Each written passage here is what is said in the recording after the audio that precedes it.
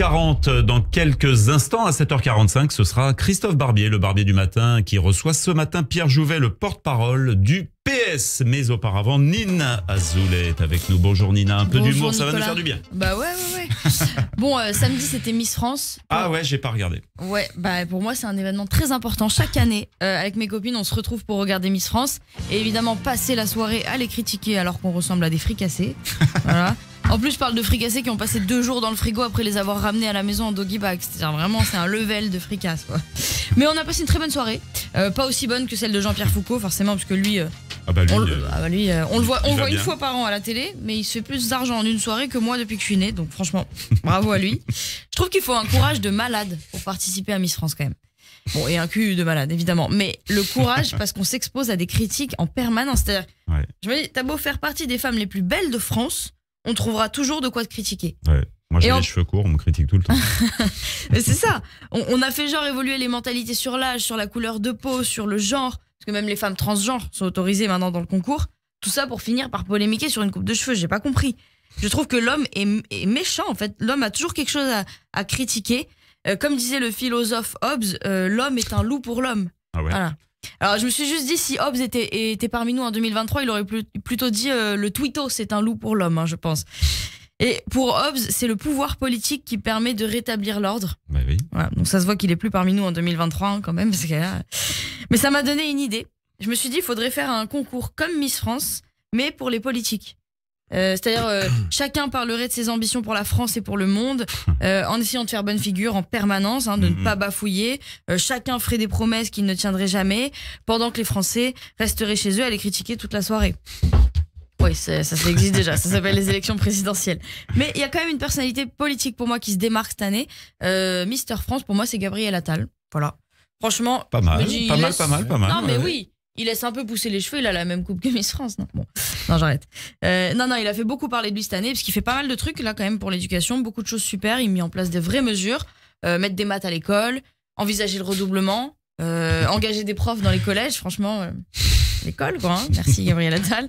Non, le niveau scolaire va remonter. Chaque année, j'ai l'impression que le niveau n'a jamais été aussi catastrophique. C'est un peu comme les profs chaque année qui disent à leur classe, vous êtes la pire classe que j'ai jamais eue.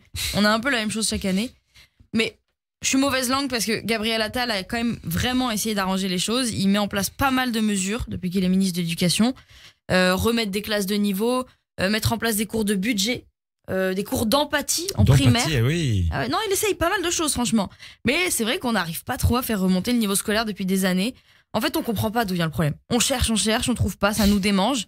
Comme quand ça te gratte partout, mais t'arrives pas à trouver l'endroit précis qui va t'apaiser. C'est un peu la même sensation. Alors, j'ai trouvé ça pas mal, les élèves de 4e qui vont apprendre à gérer un budget, un crédit, une épargne. Bon, je suis pas sûre que ça règle le problème de niveau scolaire, mais je me dis au moins, moi, comme je suis une cata dessus, mes futurs gosses pourront gérer le budget à la maison. C'est pas mal. Et si je peux leur souhaiter d'avoir des amis qui organisent mieux les cagnottes litchi qu'aujourd'hui, franchement, je vous dis, ça peut sauver des amitiés, croyez-moi, je ne leur souhaite que ça.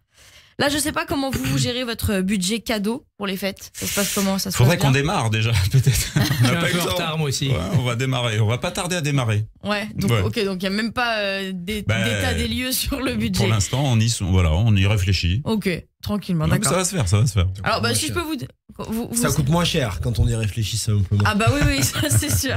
La réflexion c'est la meilleure, c'est le meilleur moment. Mais si je peux vous donner une idée, un cadeau très sympa, mais que je trouve un peu traître, c'est d'offrir des places de spectacle.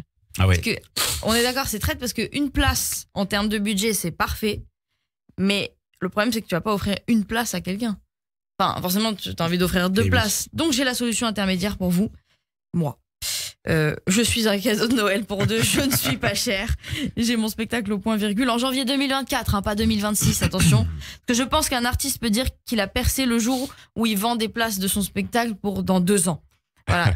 Et d'ailleurs, je pense à tous ces gens qui ont acheté leur place en 2021 pour Florence Foresti à l'Olympia. Les amis, c'est ce soir. Voilà, elle fait son spectacle. Mais vous savez qu'il y a des gens qui ont acheté des places pour le prochain spectacle de Christophe Barbier au Théâtre de Poche il y a 2 ans, qui va démarrer en 2024. Au moins, une partie sont morts. Donc Christophe Barbier a percé. Les diaboliques. Non mais moi j'arrive pas trop à prendre autant à l'avance, ça me stresse un peu. Mais faut pas oublier quand même que quoi qu'il arrive, le temps passe et il passe vite. ce que je viens de dire est extrêmement angoissant, mais la bonne nouvelle, c'est que ce soir, il y a spectacle. Voilà, donc. Allez, voilà. Et après, vacances. Spectacle plus franchement, vacances. c'est pas mal. Donc, je vais m'arrêter là-dessus. Il est temps de prendre des vacances. Mais je vous souhaite de passer de très bonnes fêtes. Merci Nina, bonne fête à vous. Le barbier du matin, Christophe Barbier, il est 7h45. Les grands débats.